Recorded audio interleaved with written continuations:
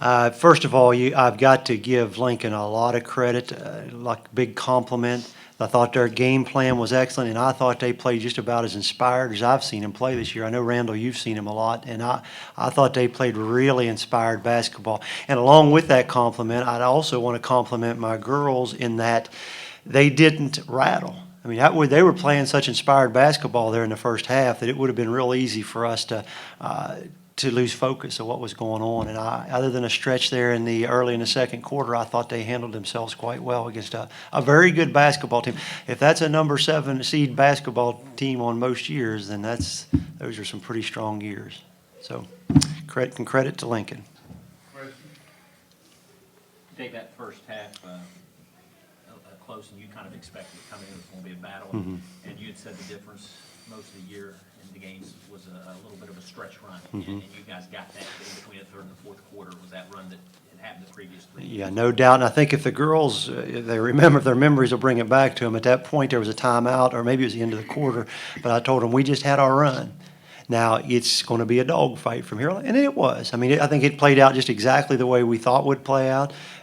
You got two teams that are obviously two good basketball teams, plus the rivalry that's there, and being in each other's backyard. You're going to have that. So yeah, I thought that is exactly what happened, Jeff, and I thought our girls handled it pretty well. One thing you're always big on is rebounding. In the first half, you're losing the battle towards, I think, 13, and you end up winning the battle. Did you stress anything at halftime? Honestly, I didn't talk anything about rebounding. There were some things defensively that I thought we definitely needed to adjust, and I wanted to see us.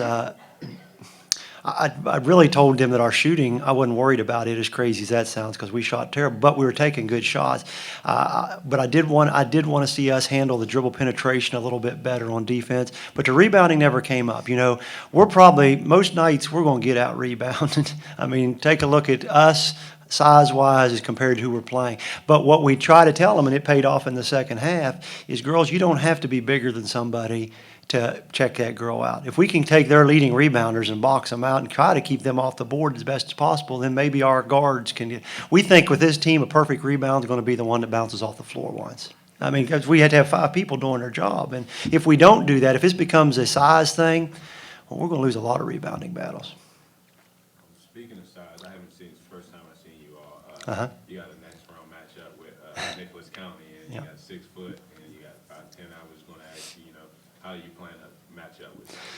Well, too late to recruit a 6'5". So truthfully, I don't think we're going to be able to do a whole lot different. We've played against people bigger than us for a month and a half now. There's just no way around. There's nothing we can do about it. So we'll try to pressure the ball the best we can, and we'll try to double that post the best we can, and we'll just try to help each other. One of the things we have told them, we stressed before the game tonight, maybe individually, 5 different girls doing their own thing, we'd probably be in a lot of trouble. But we come together collectively on defense, we usually do a pretty good job. So that's going to have to be that case. We're going to have to do those box outs we talked about, because those girls can play. I watched them this morning. They can flat out play. Miki, it seemed like a lot of the shots early in the first half weren't dropping for you guys, and it seemed like you kind of took it on your shoulders to take it inside and draw some baskets in the lane. You were able to draw some fouls as well. I guess talk about that sense of urgency that you wanted to bring to the table there. Well, it's about getting into the flow of the game. Early on, we weren't making our shots, but I knew later on they would fall. But we needed to get some offensive flow a little bit, so we tried to push the ball a little bit more up the floor. And we got a couple of breakouts, and I got to the line a couple times, and I think that really helped us. Coach, you've seen it before with Miki, and is it nice for you to know, let the rest of the state see what she's able to do? Oh, it's well deserved. And you guys up in the area have heard me say this ad nauseum. I know I am biased, but if Miki Glenn's not the best player in the state of West Virginia, then boy, I'd like to see some of those. And I've seen some good ones, and I know some of them. And like I've told her before, there may be some that if this was one-on-one tournament, she might be in trouble, maybe.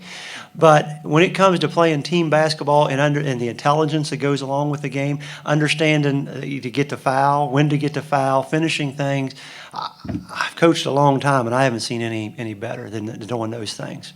The one thing in the first half where she kind of carried you, you guys got better when in the second half where Jacqueline was stepping in, and Megan was stepping in, and of course, she was hitting her free throws. That's when you guys become so much of a better team, was able to work. Yeah, and I think, Jeff, you've seen that the last couple games, and it's come along a lot that way the last month. I think they wanted to play so well, so good. They was a little tight. I told them at halftime, girls, I got no issues with the shots we're taking. We're going to be fine, and I think it proved itself through the course of the game. So, those girls are going to make those shots. Are they going to make them all? No, but that team I had last year, which is as good as I've been around, they didn't make them all. So don't make their percentage of them. It's just a matter of keeping confidence, drop your butt, reach up, all the stuff we've talked about since November 5th. And they did that. Proud of them. Any anxiety there when they went on that little tempo run? Listen, Jeff, I got anxiety when I get out of bed in the morning. No, I'll tell you the cure for anxiety in my shoes, she's sitting right next to me. She has a way of calming me, and I think probably anybody that's ever got to coach her, and she doesn't say much about it either. She has what I call a pretty slow heart rate. I stole that from Clint Hurdle, you know. I mean, the guys that get in a big time situation, they don't rattle, and that's Mick. Miki Glenn. Miki, were you surprised that they came out in the defense they did on you? Or? No, I was expecting something different than what they've been playing, and they went to that triangle on 2 with both on me, and I had confidence in these girls beside me that they can make their shots, and it was about just working the ball around, attacking when we need to attack, and setting good screens and getting open, and it was just about making shots in the end.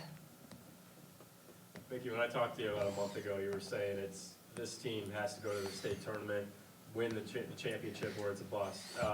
You guys are one step closer. Do you feel like, you're right where you belong? Yeah, definitely. I think being the number 2 seed, like, they got it right, and these girls deserve everything that we've accomplished and what we're going to accomplish, but it's about the next game right in front of us, next possession that we're going to have, and he always says, keep your focus right in front of your face.